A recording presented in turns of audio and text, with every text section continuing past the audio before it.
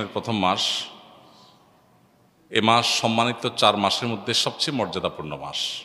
সম্মানিত 4টি মাসের মধ্যে সবচেয়ে মর্যাদাপূর্ণ মাস হলো মুহররম মাস। মুহররম শব্দের অর্থ হলো সম্মানিত, নামই যার পরিচয়। অর্থাৎ এই মাসকে আল্লাহ সুবহানাহু ওয়া তাআলা মর্যাদা দিয়েছেন, সম্মান দিয়েছেন। এই মুহররম মাসটি শুরু হয়েছে মাত্র 2 দিন হলো। অতএব এই মাস জুড়ে একজন মুসলিম হিসাবে এই মাসের প্রতি মর্যাদা বোধ আমাদের অন্তরে লালন করতে হবে, জাগ্রত রাখতে হবে। আর এই মাসটিকে নবী করিম সাল্লাল্লাহু আলাইহি ওয়াসাল্লাম শাহরুল্লাহ বলেছেন, আল্লাহর মাস বলেছেন। মাস তো সবই আল্লাহ তাআলার, তারপরে এটাকে স্পেশালি আল্লাহর মাস বলার মানে হলো এই মাসটার বিশেষ গুরুত্ব বোঝানো। সব ছেলে মেয়েরাই বাপের সন্তান হলেও বাবা কোনো ছেলেকে যখন বলে তুই আমার সন্তান, তুই আমার ছেলে, এই তো আমার ছেলে, তখন এর মানে হলো তাকে বিশেষ স্নেহ মমতার কথা তিনি বোঝাচ্ছেন। ঠিক একইভাবে সব মাসগুলো, সব দিনগুলো আল্লাহ তাআলার হওয়া সত্ত্বেও মুহররমকে নবী করিম সাল্লাল্লাহু আলাইহি ওয়াসাল্লাম বলেছেন শাহরুল্লাহি আল মুহররম, আল্লাহর মাস মুহররম। তো এই জন্য এ মাসটার বিশেষ মর্যাদা বোঝা আসে।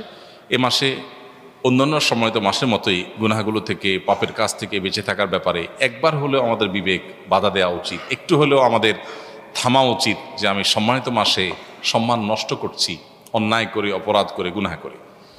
এ হলো মুহররম মাস সম্পর্কে সংক্ষিপ্ত কথা। এ মাসে নফল রোজা বেশি বেশি নবী করিম সাল্লাল্লাহু আলাইহি ওয়াসাল্লাম রাখাকে উত্তম বলেছেন। রমজানের পরে সবচেয়ে বেশি এই মাসে নফল রোজা রাখাটা উত্তম। অতএব সে চেষ্টা আমরা করবো। আল্লাহ আমাদেরকে তৌফিক দান করুন। এই বছর আশুরার রোজা কবে রাখতে হবে? এই বছর আশুরার রোজা রাখতে হবে। আর আশুরা রোজার ফজিলত কি, মর্যাদা কি? নবী করিম সাল্লাল্লাহু আলাইহি ওয়াসাল্লাম বলেছেন সিয়ামু ইয়াউমি আশুরা আহতাসিবু আলাল্লাহি আন ইউকাফিরাস সানাতাল্লাতী ক্বাবলাহা। আশুরার রোজা, এটার ব্যাপারে আল্লাহর প্রতি আমার ধারণা হলো যদি কেউ এই রোজাটি রাখে, আল্লাহ সুবহানাহু ওয়া তাআলা তার পূর্বের 1 বছরের ছোটখাটো গুনাহগুলো মাফ করে দিবেন। বান্দার হক বান্দার কাছ থেকে মাফ নিতে হবে, কবিরা গুনাহ তওবা করতে হবে, ছোটখাটো গুনাহগুলো এই আমলের মাধ্যমে আল্লাহ সুবহানাহু ওয়া তাআলা মাফ করে দিবেন। এছাড়া আশুরা রোজার আরেকটা বিশেষ ফজিলতের দিক হলো রমজানের রোজা ফরজ হওয়ার আগে, এমনকি হিজরতেরও আগে নবী করিম সাল্লাল্লাহু আলাইহি ওয়াসাল্লাম মক্কা যখন ছিলেন, কুরাইশরা আশুরার রোজা রাখত। বছরে একটা রোজাই ছিল রমজান রোজা ফরজ হওয়ার আগে, সেটা হলো এই আশুরা। এবং নবী করিম সাল্লাল্লাহু আলাইহি ওয়াসাল্লাম সে রোজা রাখতেন।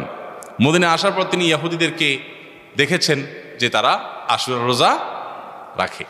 অতএব তাদের রোজা রাখা দেখে নবী সাল্লাল্লাহু আলাইহি ওয়াসাল্লাম জিজ্ঞাসা করলেন, তোমরা রোজা কেন রাখো? তারা বললো, এই দিনে মুসা আলাইহিস সালামকে আল্লাহ সুবহানাহু ওয়া তাআলা বিজয় দিয়েছেন, সেজন্য আমরা তার প্রতি শুকরিয়া আদায় করে রোজা রাখি, আশুরার রোজা।